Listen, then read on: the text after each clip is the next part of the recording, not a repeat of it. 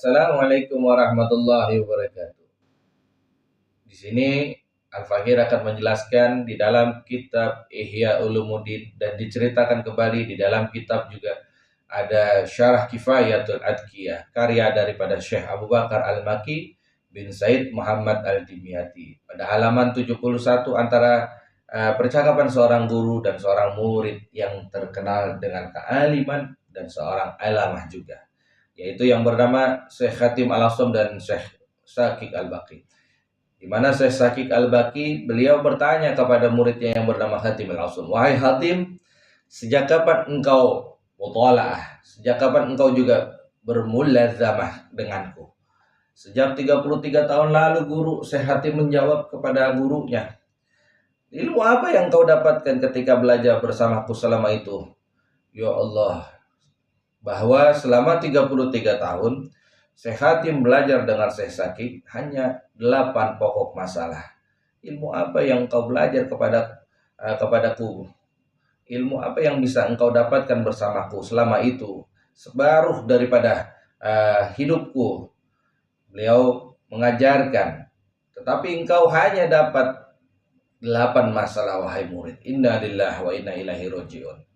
Langsung Syekh Khatim Al-Asam menjawab, "Wahai guru, saya tidak berbohong, saya tidak kadzab, tidak dusta, dan saya tidak tahu masalah selain daripada 8 masalah tersebut." Kalau begitu, Syekh Syakib bertanya kepada Syekh Khatim, "8 masalah yang kau dapatkan belajar bersamaku, tolong terangkan kepadaku satu persatu."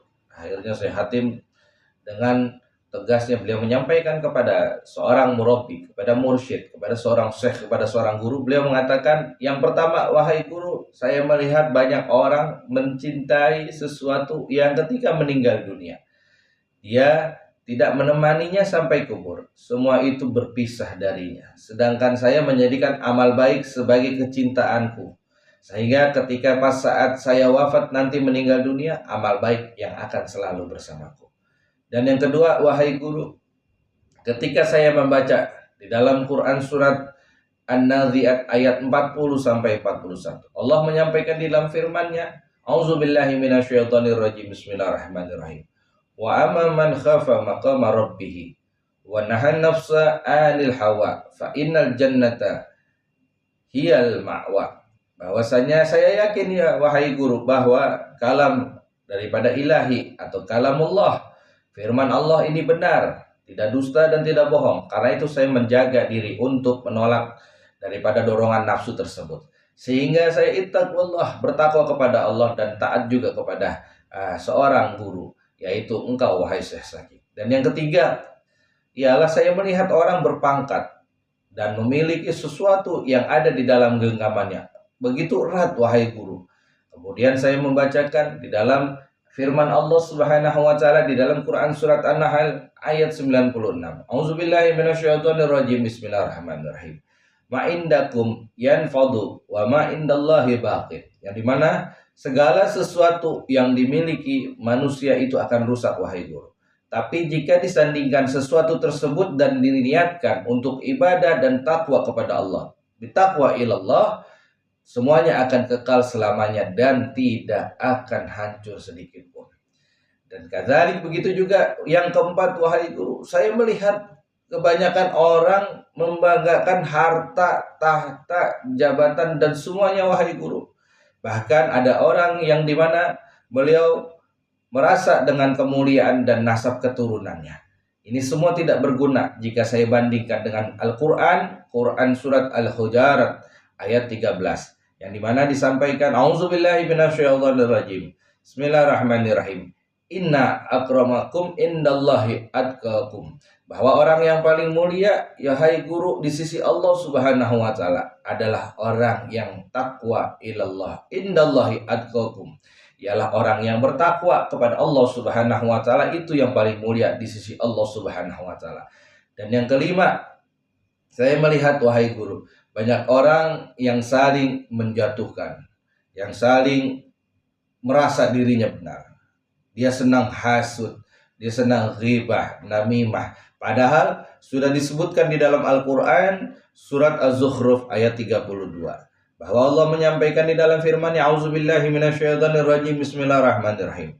Nahnu qasama bainahum ma'isatuhum fi hayatid dunya." Semuanya sudah diatur oleh Allah dan sudah dijadikan tetapan oleh Allah Subhanahu wa taala. Jadi kita tidak perlu iri, tidak perlu hasud, tidak perlu menjatuhkan, tidak perlu merasa diri kita paling benar. Karena apa? La haula wala quwata illa billahil aliyul azim. Kita tidak ada daya dan upaya. Semua yang kita lakukan di dunia ini hanya izin Allah Subhanahu wa taala. Wa kadzalik, yang keenam yang disampaikan oleh Syekh Khatib Al-Asam ialah, saya perhatikan banyak manusia yang dimana manusia tersebut saling menganiaya dan saling bermusuhan. Lalu saya teringat di dalam Quran surat Fatir ayat 6. Auzubillahi minasyaitonirrajim. Bismillahirrahmanirrahim. Inna syaitana lakum aduwan fatakhidhuhu aduwan. Bahwa setan itu ialah musuhmu, maka anggaplah setan sebagai musuh. Dan dengan begitu juga saya meninggalkan manusia sebagai musuh, karena musuh sesungguhnya adalah setan. Jadi saya tidak mau mencari kesalahan dan tidak mau mencari musuh kepada manusia, karena saya yakin musuh yang sebenar-benarnya musuh adalah syaitan, dan syaitan harus kita jauhkan. Jangan kita jadikan teman, jangan kita jadikan orang yang dimana selalu bersama syaitan. Karena apa? Karena kita adalah orang yang bertakwa kepada Allah Subhanahu wa taala.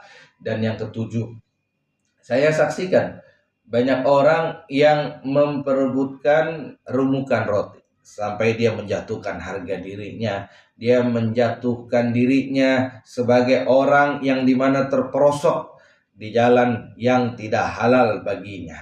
Kemudian saya resapi dan saya maknakan di dalam Quran surat Hud ayat 6, yang dimana Allah menyampaikan di dalam firman-Nya, wa amamin dabatin fil ardi ilallahi rizquha, bahwa tidak ada sesuatu yang ada, bahkan binatang pun, yang dimana binatang melata pun di buminya Allah, selain daripada itu semua sudah diberikan rizki oleh Allah Subhanahu wa taala. Saya menyadari sepenuhnya bahwa diri kita atau diri saya yang al-faqir ini di hadapanmu wahai guru termasuk dari binatang yang melata. Binatang yang susah, yang dimana padahal binatang tersebut sudah ada jaminan rizki dari Allah Subhanahu wa taala. Bahkan disampaikan cacing yang ada di dalam tanah pun dia tetap diberi hidup oleh Allah Subhanahu wa taala. Padahal kalau kita lihat orang sudah masuk ke dalam tanah itu, dia katakan sudah meninggal dunia atau sudah dalam keadaan maut atau mati. Tapi saya meyakini cacing yang di dalam tanah tetap diberi rizki oleh Allah Subhanahu wa ta'ala. Dan yang dimana yang terakhir disampaikan ialah yang ke-8. Banyak orang yang menggantungkan diri kepada orang lain, tidak menggantungkan hidupnya kepada Allah Subhanahu wa ta'ala. Berharap kepada manusia, berharap kepada hablum minanas, hubungan dengan manusia, tetapi tidak hablum minallah, tidak ada hubungan dengan Allah Subhanahu wa taala. Ini saya lihat di dalam Quran surat At-Talaq ayat 33. Di dalam firman-Nya Allah menyampaikan, auzubillahi minasyaitonirrajim, bismillahirrahmanirrahim. Wa man yatawakkal 'alallahi fahuwa hasbuhu. Yang dimana disampaikan yang terpenting adalah tawakal, mendekatkan diri kepada Allah Subhanahu wa taala. Oleh karena itu, kusandarkan diriku, nasibku, semuanya hidupku hanya untuk Allah Subhanahu wa taala. Dan akhirnya seorang guru, Syekh Syaqi Al-Bakhi, beliau penuh rasa takjub dengan muridnya Syekh Khatib Al-Asam. Syekh Syaqi berkata, wahai murid, wahai Khatib, semoga Allah memberikan taufik dan hidayah kepadamu. Benar yang disampaikan oleh Khatib Al-Asam. 8 masalah tadi merupakan kesimpulan yang ada di dalam 4 kitab, yaitu yang pertama kitab Taurat, yang kedua kitab Zabur, yang ketiga kitab Injil, dan yang terakhir adalah kitab Al-Quran. Barang siapa yang menghafalkan ajaran daripada 8 pokok masalah tersebut, sungguh ia telah mengamalkan ajaran keempat kitab suci tersebut yang disampaikan oleh Syekh Khatib Al-Asam. Begitu mulianya, begitu luar biasanya antara percakapan yang disampaikan di dalam kitab Ihya Ulumuddin dan di dalam kitab Syarah Kifayatul Adqiyah tentang perkara yang disampaikan Syekh Khatim langsung kepada gurunya Syekh Syakik Al-Bakhi. Semoga kita bisa menerapkan ke-8 yang ada disampaikan oleh Syekh Khatim langsung. Cukup sekian. Hadanallahu wa iyyakum ajmain. Assalamualaikum warahmatullahi wabarakatuh.